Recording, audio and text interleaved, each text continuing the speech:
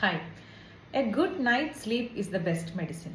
But what if your sleep is inadequate? Snoring followed by pause of breath. This is called obstructive sleep apnea, where the oxygen level in the blood reduces. Long-time obstructive sleep apnea can cause heart disease, hypertension, diabetes, or even increase the risk of stroke. Who suffers from obstructive sleep apnea are people who are having any block in the airway, like a deviated nasal septum, nasal polyps, huge tonsils, bulky tongue, obese people, or those who consume alcohol. If you or someone whom you know are suffering from obstructive sleep apnea, visit us today itself, get evaluated, and take treatment.